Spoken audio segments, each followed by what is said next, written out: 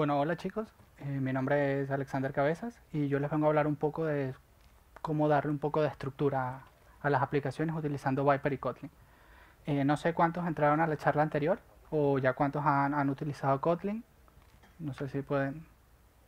Vale, casi todos. Bueno, entonces voy a hacer la charla un poco más corta porque me gustaría enfocarme más quizás en responder preguntas, y en interactuar más un poco con ustedes, porque creo que al final pues ya deben dominar un poco los patrones de arquitectura, Kotlin, y me gustaría que enfocarnos quizás más en conversar un poco y yo solamente pues darles una pequeña introducción de lo que es Viper y una pequeña implementación con Kotlin y bueno, cómo lo podrían hacer de diferentes formas, ¿no? Vale. Bueno, esta es una pequeña agenda de lo que yo les pienso, pues, que les pienso hablar con ustedes. Primero, bueno, muy brevemente qué es Kotlin, porque si ya la mayoría lo sabe o han entrado a la charla anterior, seguramente ya pues lo tienen más que claro. Les voy a hablar un poco de qué es el patrón de arquitectura Viper. Bueno, un poco sobre una aplicación de ejemplo que vamos a construir, la implementación y, bueno, las preguntas que puedan tener. Bueno, ¿qué es Kotlin? Bueno, es un lenguaje de programación que se ejecuta sobre la máquina virtual de Java. Básicamente fue pensado como un posible reemplazo de Java en el desarrollo para dispositivos móviles. Yo creo que está teniendo una buena calada y básicamente mejora bastante el proceso de desarrollo con respecto a lo que era Java por una cantidad de razones. Uno, que es por lo menos null safe, trabaja con mutabilidad. Eso nos ahorra una enorme cantidad de dolores de cabeza en el desarrollo móvil, bueno, y el desarrollo en general. También tiene sus aplicaciones en backend. Y bueno, creo que es bastante flexible ya que nos permite el desarrollo, pues bueno, del desarrollo funcional. Java lo permite en sus versiones más nuevas, pero creo que Kotlin todavía es más potente que eso. Bueno, es desarrollado por JetBrains, actualmente es open source y se puede colaborar en el proyecto. ¿Qué es Viper? Bueno, principalmente es un patrón de diseño de software especializado más que todo en arquitectura. Bien, se desarrolló originalmente, o su adaptación original fue para iOS, pero la adaptación para Android también funciona bastante bien. Es un patrón pensado bueno, en la filosofía de Clean Architecture, en la separación de responsabilidad. Y bueno, Viper, ¿qué significa? Bueno, significa es View Interactor Presenter Entity Router. Pues la idea principal de Viper es simplemente separar en capas las responsabilidades dentro de la aplicación. Esto en móvil nos va muy bien, aunque se puede también utilizar en otro tipo de programación, quizás en backend, por supuesto no tendría la vista, pero sería parecido. Pero en móvil se adapta bastante bien. ¿Qué sería la vista en móvil? Pues bueno, serían las actividades y fragmentos. Y más recientemente con la introducción de los Android Architectural Components, también el View Model entraría dentro de lo que podríamos considerar la vista de una aplicación. Después tenemos el Interactor, que es básicamente donde vamos a tener la lógica de negocio de la aplicación. El Presenter, que es la capa de presentación para unir a la vista y al Interactor. Básicamente lo que hacemos es transformaciones desde la capa del Interactor a la bueno, a la vista. Básicamente podremos tener mappers o cierta lógica para después controlar el routing de la aplicación, hacia dónde vamos a dirigirla, etcétera. Básicamente el presenter funciona como una especie de orquestador para dirigir qué se va a ejecutar en los interactors y después hacia dónde se va a dirigir el resto de la aplicación. El entity, pues es básicamente lo que conocemos como modelos, ¿no? Son simplemente los modelos que vamos a tener en nuestras aplicaciones. Y el router es una clase especializada en simplemente tener el enrutamiento, en el caso de Android, hacia las distintas actividades que tengamos dentro de nuestra aplicación. ¿Cuáles son las ventajas de Viper? Principalmente que es una implementación de Clean Architecture. Después pues tenemos clases bastante especializadas por lo que cumplimos con el patrón, con el Single Responsibility Principle, y facilita bastante las pruebas, ya que tenemos las capas bien definidas y separadas. Podemos probar cada capa por separado. Se puede utilizar o debería utilizarse con inyección de dependencias. Pueden utilizar alguna librería de apoyo como puede ser Dagger 2 o cualquier otra que deseen utilizar, o hacerlo a mano también con inyección de dependencias por constructor, por métodos, como el método que prefieran, pero lo ideal sería utilizarlo de esa forma. ¿Cuál es la estructura de Viper en una aplicación? Bueno, en la parte de la vista, como ya les comenté, tendríamos simplemente la actividad, fragmentos, y en el caso de los Android Architectural Components tendrían también el View Model que define los componentes. Luego tendríamos una capa inferior que sería el Presenter, que sería el orquestador entre los interactors y que además también realiza pues el mapeo que podamos tener entre modelos de vista y modelos de negocio. Después, una capa más abajo tenemos los interactors, que son aquellos que tienen pues la lógica de negocio, y pues yo personalmente prefiero que cada interactor no tenga toda la lógica de negocio, especialmente en las aplicaciones, o si queremos que las aplicaciones sean escalables. Imagínense grupos de empresas como pueden ser bancos, Corte Inglés, cualquier otra empresa muy grande que tengan un enorme conjunto de aplicaciones. Normalmente las funcionalidades tienen que ser reutilizadas entre todas las aplicaciones. Entonces, ¿cómo reutilizamos todas esas funcionalidades? Pues tenemos varias opciones. Una que he visto que no la recomiendo para nada es hacer forks de la aplicación entera y volver a pintar los layouts y ponerle otro layout y tratar de mantenerlos de alguna forma con forks diferentes. No, eso no lo hagan, por favor. Es una muy mala idea porque no lo pueden mantener. Otra opción es copiar y pegar los interactors. También es una bastante mala idea. Puede ser tentador hacerlo, copiarlo, porque bueno, al final el interactor tiene una interfaz que los conecta y es relativamente sencillo reemplazar una por otra, pero no lo copien y peguen entre proyectos. Eso también es una muy mala idea porque no lo van a poder mantener tampoco. Un cambio que hagan en uno les va a costar muchísimo mantenerlo replicado en todas las otras aplicaciones que lo utilicen. La mejor forma, o la forma que yo considero mejor de hacerlo, es crear Android Libraries, que esas serían las ejecutadas por los interactors, que a esas librerías lo ideal es que tengan toda la lógica de negocio de pequeñas funcionalidades que necesiten dentro de muchas aplicaciones, como pueda ser, por ejemplo, el login. Es una que por lo general tienen todas las aplicaciones, el registro de usuarios, o si en caso de un e-commerce, un módulo de compras, etcétera. Todas esas tenerlo en pequeñas librerías separadas que son fácilmente desplegables entre múltiples aplicaciones. ¿Cómo? Tienen muchas opciones. Una es simplemente dejar el módulo dentro de su proyecto con la aplicación, y si en algún futuro lo necesitan exportar, es sencillo. Simplemente publican el AR en algún Artifactory o en alguna otra herramienta de distribución de binarios y lo pueden reutilizar entre múltiples proyectos. Eso es mucho más sencillo de mantener porque básicamente solamente hacen el cambio en un sitio y pueden desplegar en todos los otros a través de una nueva versión de un binario. Creo que esa es una versión bastante sencilla. Pueden tenerlo en un proyecto separado, además de su aplicación, e importarlo también sea como binarios o directamente en el build Gradle, utilizar el Composite Build y utilizar el código que tienen directamente local en su máquina para no tener que desplegar binarios y hacer los cambios más rápido. Hay una enorme cantidad de opciones, ustedes ya pueden elegirla, pero yo creo que la estructura más sensata, o una sugerencia que yo les hago en la utilización de Viper, o para que lo puedan utilizar con toda su potencia, por así decirlo, es tener módulos pequeños que representen funcionalidades de la aplicación que puedan reutilizar en muchas otras aplicaciones. Por último tendríamos al router. Lo pongo al mismo nivel del presenter porque básicamente el presenter es el orquestador que se encarga de, una vez recibida la información de la vista, pasarla al interactor, recibir la información. Normalmente él es el que tiene la lógica de decisión en cuanto a dónde dirigir la aplicación una vez ya se ha terminado pues, una operación, transacción o lo que sea. ¿Cómo se implementa Viper? Pues normalmente Viper se implementa con un conjunto de contratos. Estos contratos lo que permiten es que la vista sepa exactamente qué va a tener el presenter y viceversa, qué métodos puede ejecutar el presenter de cada uno de los interactors y, en tal caso, a dónde pueden routar desde el router. Al final, lo importante aquí es tener ese conjunto de contratos, que es lo que nos permite hacer la división de capas y poder separar o poder cambiar una implementación de una capa por otra sin demasiados problemas. Lo único que debemos asegurarnos es que cada una de esas implementaciones cumpla dicho contrato. Básicamente, pues el contrato es un conjunto de interfaces que están dentro de una clase más grande, que es, dentro de una interfaz, que tienen simplemente un conjunto de métodos que son los que va a representar cada una de las capas. En el caso de, por ejemplo, una actividad va a implementar el contrato de la vista, que es simplemente las opciones que va a ofrecerle al presenter para realizar los cambios visuales o para hacer las actualizaciones. Aquí pues tienen varias opciones.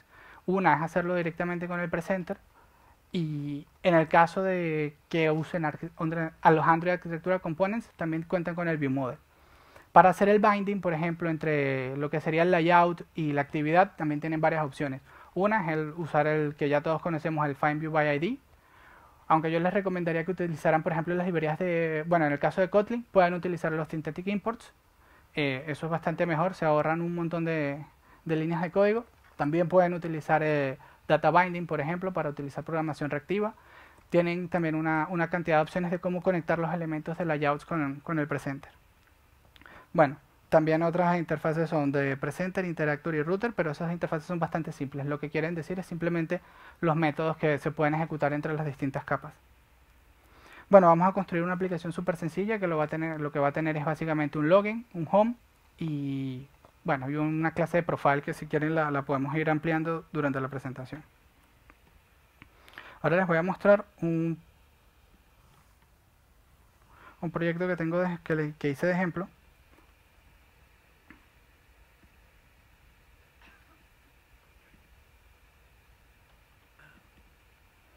¿Qué es esto? Al final, la idea que tenemos con Viper es simplemente tener una vista dummy, que básicamente no tenga ningún tipo de lógica de negocio.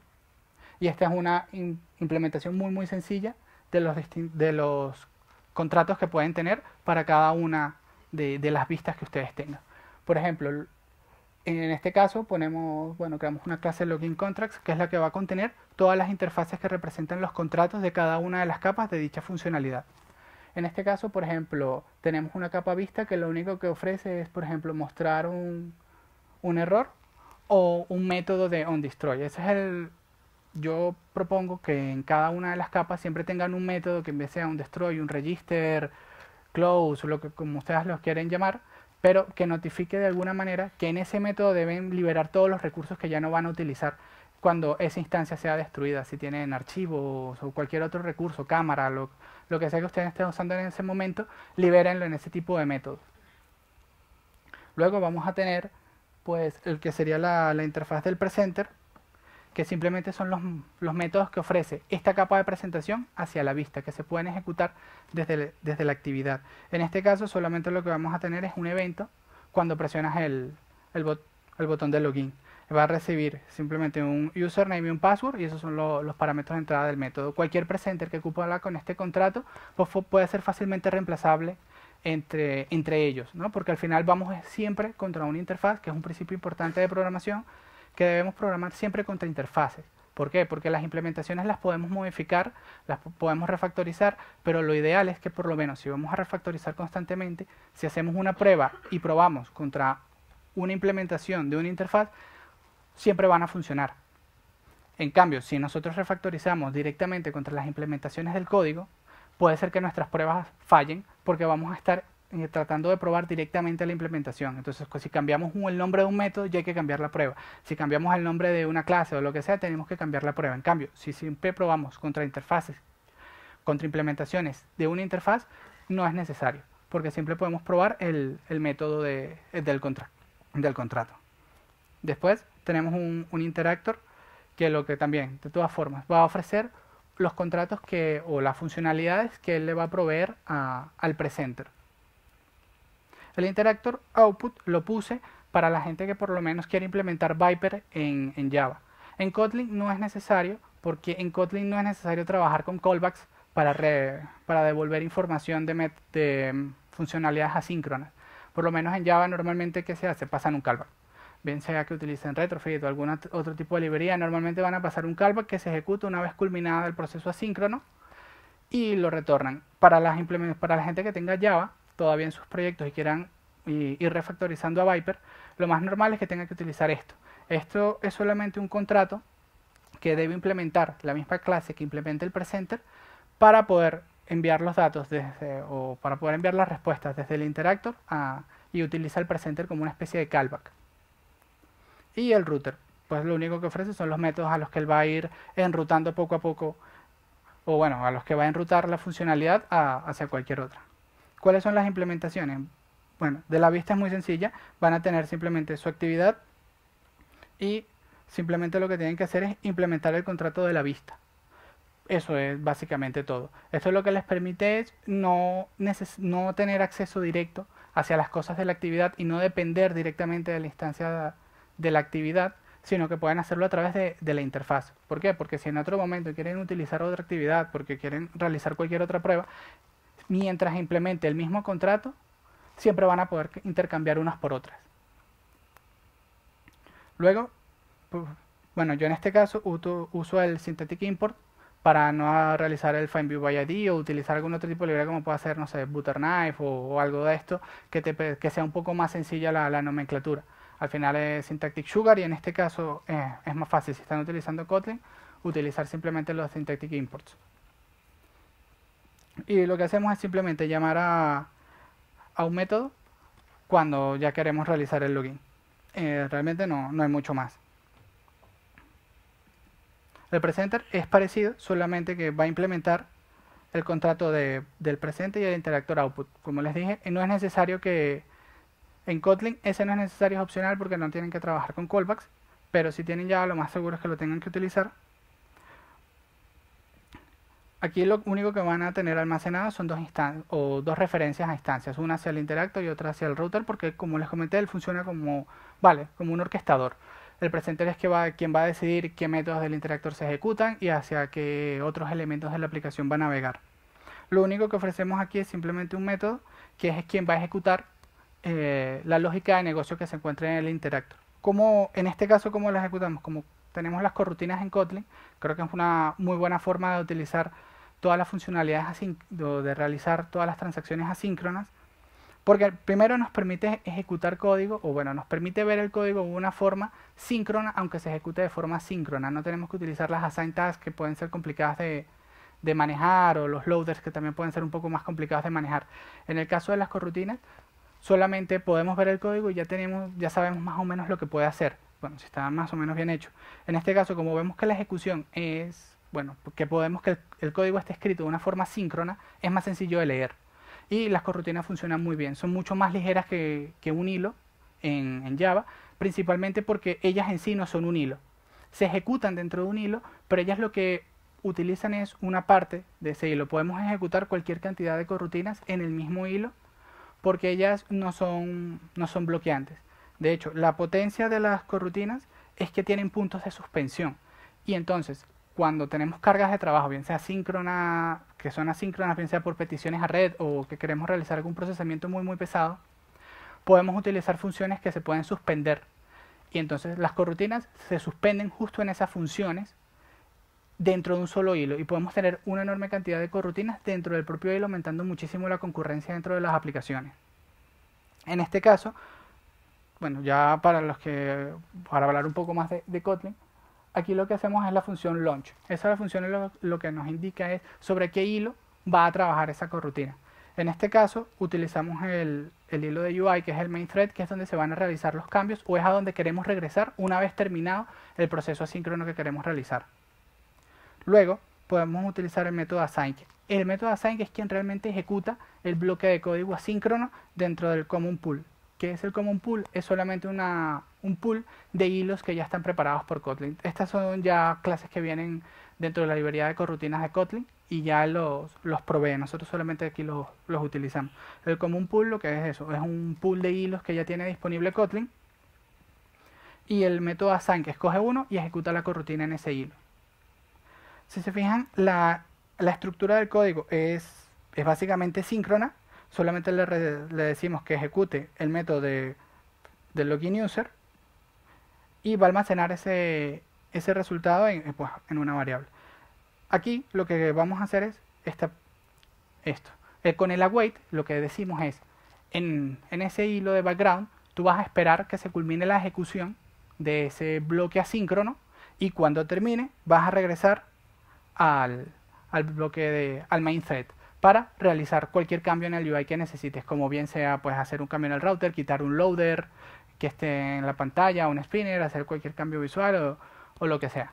Eso es básicamente lo que realizamos en este pequeño bloque de código.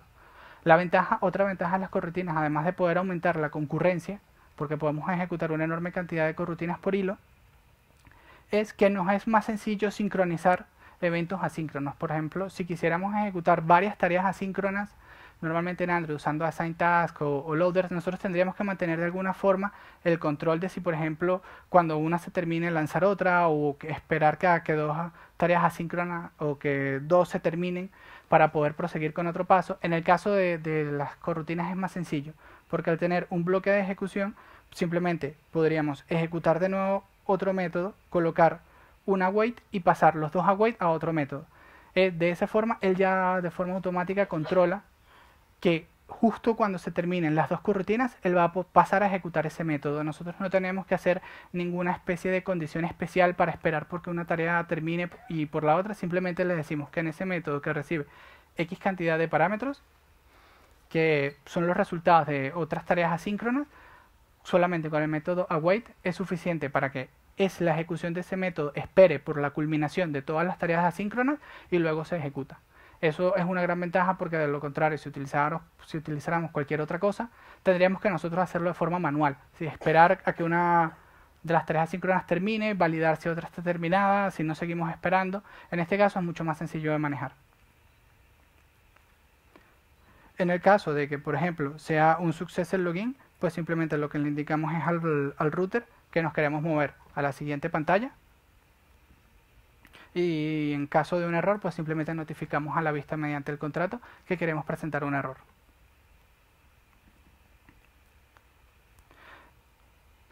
Esta es, por ejemplo, la implementación del login interactor. Al igual que todos, lo que es importante aquí es que implemente el contrato que definimos para el interactor. Y en el método de login, nosotros colocamos la palabra suspend.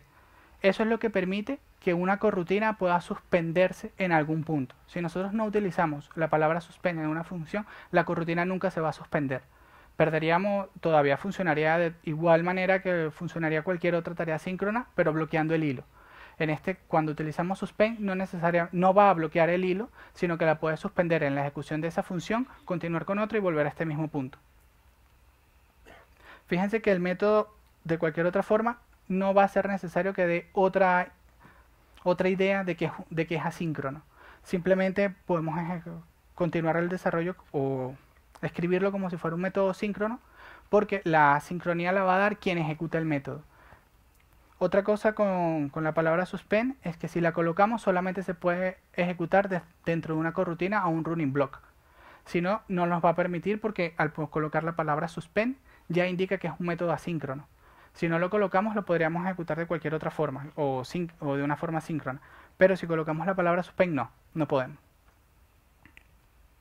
Y la implementación del router, pues es bastante sencilla. Lo único que nos indica es o ejecuta hacia dónde nos vamos a dirigir. No hay mucho más. El resto básicamente de las actividades debe ser similar. Si se fijan, Viper es un patrón bastante ceremonioso y pues lento de implementar porque necesitamos implementar muchas interfaces, necesitamos crear contratos. Si vamos a agregar un nuevo método, tenemos que modificar el contrato para también modificar todas las implementaciones.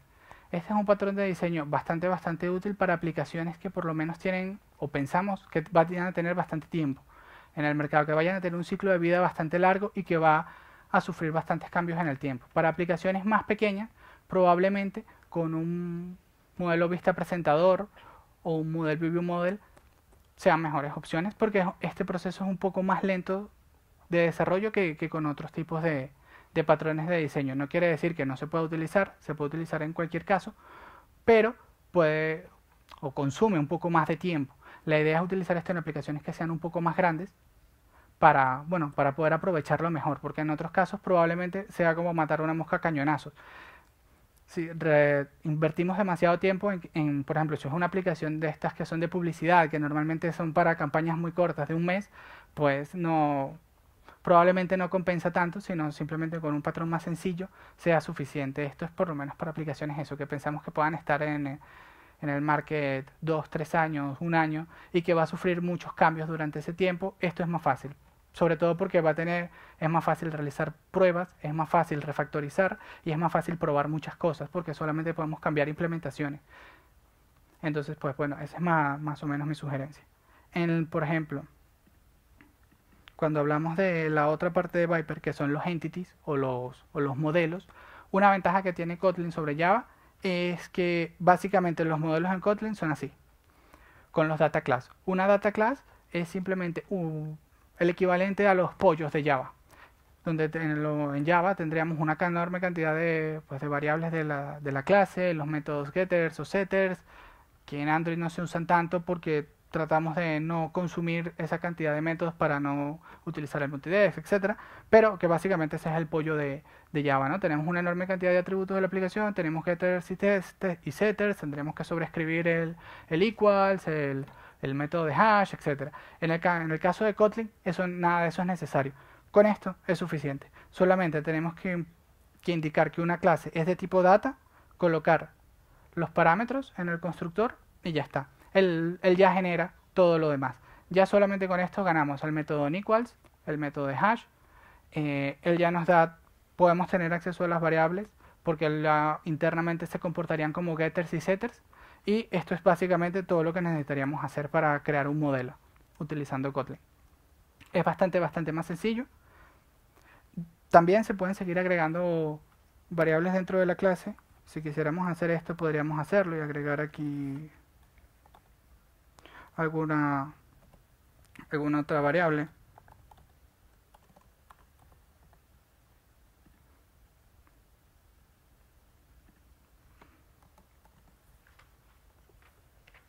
Podríamos también agregarlas internamente.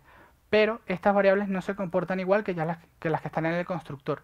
Estas variables ya no forman parte de por lo menos el equals, el toString. Podríamos seguir teniendo acceso a ellas, pero ya no entraría dentro de esos métodos. Los únicos que entran dentro de la implementación automática de esos métodos son las que definimos directamente en el constructor. Del resto, todas las otras funcionalidades que pueda tener la aplicación se van a comportar igual. Todas van a tener el mismo patrón de tener un conjunto de contratos para cada una de las capas y pues cada una de estas funcionalidades debe implementarlos.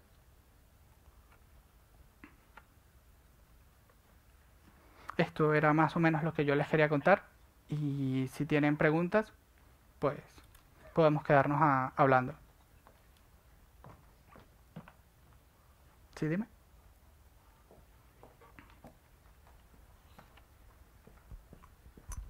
Hola, bueno, gracias por la charla. Y soy iOS developer, nosotros utilizamos Piper ahora mismo, entonces me ha hecho gracia verlo cómo lo implementabas en Kotlin por Android, pero tengo algunas preguntas. Es posible que porque Kotlin no es lo mío vengan de esas preguntas, pero los interfaces que has puesto se parecen mucho por lo que sea protocolos en iOS, pero los has puesto dentro de una clase. Sí. ¿Por qué? Porque en este caso las interfaces, bueno, en el caso de Kotlin podrían ofrecer implementaciones por defecto, pero pueden estar dentro de una clase básicamente porque podemos accesarlas de forma estática.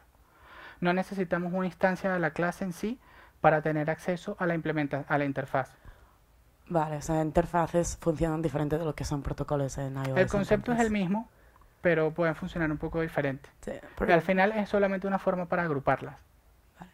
No, es que protocolos son blueprints, no tienen espacio, o sea, no puedes hacer nada con un protocolo a no ser que lo pongas al lado de una clase que creas. O sea, es simplemente una definición, pero nunca tienen instancias de ellos mismos. Las interfaces en Kotlin tampoco tienen una instancia que puedas tener acceso, pero sí que puedes tener implementaciones por defecto de los métodos que implementa. Entonces, cuando por lo menos una clase implementa una interfaz en Kotlin, podrías tirar directamente de la implementación por defecto. Java también ofrece eso, creo que en versión 8, creo. Vale. Pero sí. Kotlin también lo tiene. Entonces, aunque no puedes tener acceso a una interfaz porque él no tiene una instancia en sí misma, sí que puede darte definiciones por defecto. Algo parecido a lo que sería una abstract class, pero bueno, en esa parte se comportaría similar, porque no tiene una instancia por sí misma, pero sí que puede ofrecer implementaciones por defecto. Básicamente está dentro de una clase porque lo que queremos es tener acceso estático a la interfaz en sí misma, no a una instancia de la interfaz. La instancia de la interfaz en este caso sería, por ejemplo, si vamos a la actividad representaría, bueno, en este caso parecido a ello sería el view controller, sería la instancia del contrato de la vista. Sí. Pero la vista, fíjate que aquí nuestro acceso a la interfaz vista es estático. No necesitamos una instancia del contracts para tener acceso. Es básicamente eso. Es solamente un contenedor para todos los contratos. Pero podemos tener acceso porque es un acceso estático. No necesitamos una instancia del contracts para obtenerla. De hecho, no la tenemos porque no nos hace falta. porque no estamos teniendo acceso a una instancia de la interfaz, sino simplemente a la interfaz que queremos implementar. Vale. Pues nosotros tenemos esto en protocolos, pero es básicamente extenderlos. Entonces puedes definir, puedes hacerles default. Muchas veces no se ponen dentro de una clase, por eso me he confundido. Aquí lo hacemos es principalmente por eso. Podrías tener las interfaces todas separadas y el fin sería parecido. Pero al final yo creo que se ve, o es al menos más legible, que estén todas en el mismo sitio. Así que por lo menos podrías crear todas las interfaces dentro del folder y tener interfaz, tener view, presenter, interactor, todas por separado. Pero yo creo que es más legible cuando las tienes todas en un solo sitio. Pero al final no quiere decir que no se pueda de otra forma. Simplemente esta es una forma de implementarlo. ¿Se puede poner fácilmente RX, o sea, React, Kotlin en este caso, utilizando Viper? Sí, de hecho, actualmente tienes, si quieres utilizar programación reactiva, tienes dos opciones. Tienes RX Java o Android y tienes los nuevos Android Architectural Components, que también te dan una opción similar con los Live Data, que al final es un observer por debajo, porque al final es poco más que eso. Bueno, es bastante más que eso, pero la implementación es lo mismo. Puedes utilizarlo, sí, no hay ningún problema. No cambia la arquitectura, no hace Viper un poco No, porque más al raro. final lo que tienes es un patrón de diseño. La implementación que tú decidas hacer para conectar las cosas, pues en sí no cambia el patrón, porque por lo menos puedes utilizar Viper utilizando Dagger 2 para inyectar las dependencias de cada una de las cosas. Y lo único que te va a cambiar es un poco la implementación de cada una de las clases, pero en sí el patrón no te lo va a alterar. Da un poco igual cómo conectes tú las cosas. Sí que yo considero que es mejor utilizar programación reactiva porque considero que las aplicaciones móviles en sí mismas son reactivas, porque siempre reaccionan a alguna opción, a algo de que hace el usuario y creo que es más natural que trabajen de esa manera. Pero tienes esas dos opciones de momento en Android. Tienes RX y tienes los Android Architectural Components. ¿Vas a poner el código en Git o algo así? Sí, sí.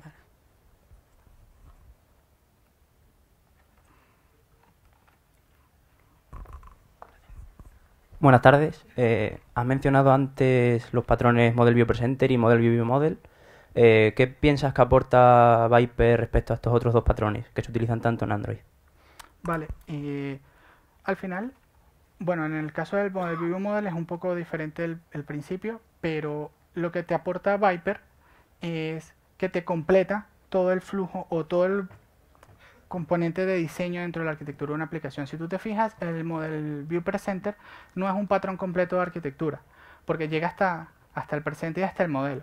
Entonces, en mi opinión personal, hay mucha gente que implementa el Model View Presenter, pero lo único que hace pasar es de un God Activity a un God Presenter. Y hacen poco más. Simplemente mueven toda la lógica de negocio, todo lo que necesitan al presenter y se queda ahí. Ciertamente la vista pasa a ser una vista dummy, porque pasas toda la lógica de negocio a lo que sería el presenter, pero si te fijas que al final Viper, o sus posibles modificaciones, son una conclusión a la que la gente va llegando poco a poco a medida que va desarrollando. Porque, por ejemplo, yo he conocido a mucha gente que aunque no conoce Viper, sus patrones tienden a representar a una estructura parecida por capas, porque al final cuando tú tienes Model View Presenter y tu aplicación comienza a crecer mucho, tú dices, pero es que tengo que sacar la lógica que tengo en el presenter a algún sitio porque empiezo a tener una clase demasiado grande y empiezas a crear pequeñas clases que son más especializadas a lógica de negocio. Eso es un interactor. Después tú dices, es que en el presenter ahora yo lanzo los intents a 400 actividades diferentes. Prefiero tener una clase que solamente haga eso y nace el router. Entonces, lo que te agrega al final Viper es que divides un poco más divides más la responsabilidad de cada una de esas clases, porque si al final tienes un presenter que hace el router el mismo, que tiene lógica de negocio y que además tiene los mappers entre tu capa de negocio y tu capa de vista, ya no tienes una sola responsabilidad, sino que ya tiene por lo menos tres. Viper lo que te agrega es que te quita responsabilidades del presenter y te las comienza a dividir un poco más. Te pone el router para hacer el enrutamiento en clases, te pone el interactor para que almacenes lógica de negocio y al final te facilita bastante más las pruebas porque no tienes tantas cosas en un solo sitio. Yo creo que eso es lo que te aporta. Claro, un poco lo que me has comentado es que de un mal uso del Model View Presenter, por ejemplo, porque cortarías en la capa de presentación y luego empezarías a tener tus casos de uso, luego la capa de datos con un repositorio para acceder a diferentes fuentes de datos, que sería un poco un buen uso de ese patrón. ¿Qué te aporta respecto? O sea, en el presenter no tienes la lógica de negocio. El presenter delega. ¿Qué te aportaría Viper? Tú, por lo menos, como lo acabas de decir, tú dices que ciertamente lo que yo mencioné fue un mal uso del MVP. Pero cuando tú quitas esa lógica de negocio y lo usas en los repositorios, fíjate que O en un caso de uso. o en un Un caso de interactor. uso, fíjate que llegas exactamente hacia allá. Es la misma estructura que tiene Viper en realidad. Porque solo lo único que te da Viper como patrón de diseño es que vas a tener todos tus contratos y ya tienes un solo estilo para todas las funcionalidades que desarrollas. ¿Qué te da? Fíjate que con respecto a lo que tú me dices, no te da mucho más porque ya lo tienes. Cuando ya tú tienes la vista, el presenter, el use case, el router, es que tienes Viper. Solamente que no lo llamas Viper porque tú dices, bueno, no lo conozco, me da igual el nombre. Pero fíjate que la estructura es exactamente la que la que se propone con Viper. No, ya si ya tienes todas esas capas, no te va a agregar mucho más valor, porque si ya las tienes, ya programas contra interfaces de cada uno de los use cases, fíjate que es exactamente el mismo patrón. En ese caso, ya tienes Viper, solo que no lo llamas igual, porque en vez de utilizar interactors, utilizas use case, por ejemplo. Pero el patrón es exactamente el mismo. Gracias. ¿Alguna pregunta más?